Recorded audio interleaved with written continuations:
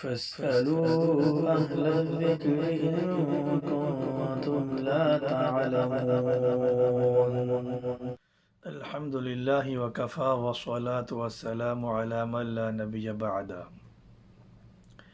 اعوذ باللہ من الشیطان الرجیم. بسم اللہ الرحمن الرحیم. محترم سامعین، السلام علیکم ورحمۃ اللہ وبرکاتہ.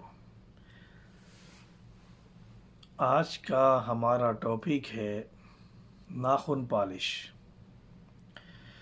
محترم سامعین، ناخن پالش آیا کہ اس کے ذریعے سے وضو ہو جاتا ہے یا نہیں؟ آج کا ہمارا یہ سوال بھی ہے اور اسی کے اوپر ہماری جو ہے آج بات ہوگی.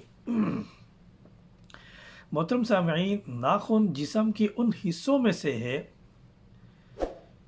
جن کا وضو میں دھونا بہت ضروری ہے، اور اعضائے وضو پر کسی واقعی ضرورت کے بغیر کسی ایسی چیز کا لگا لینا جو پانی کو جسم تک نہیں پہنچنے دیتا، وضو کے درست ہونے میں رکاوٹ ہے.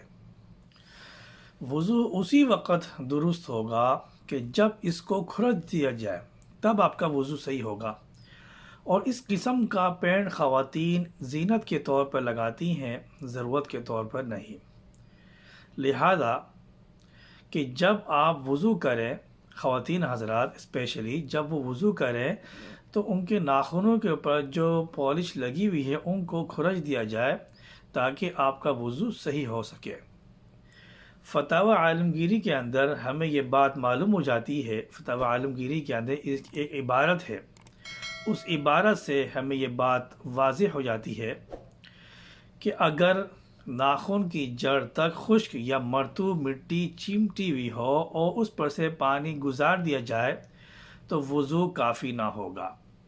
لہذا وضو کرتے وقت ہمیں تمام باتوں کا خاص طور پر خیال رکھنا چاہیے، کیونکہ اسی سے ہمارا وضو کا دار و مدار ہے. اگر دانے کے برابر بھی کوئی جگہ خشک رہ جائے جن کا وضو میں پانی پہنچانا ضروری تھا تو ہمارا وضو نہیں ہوگا.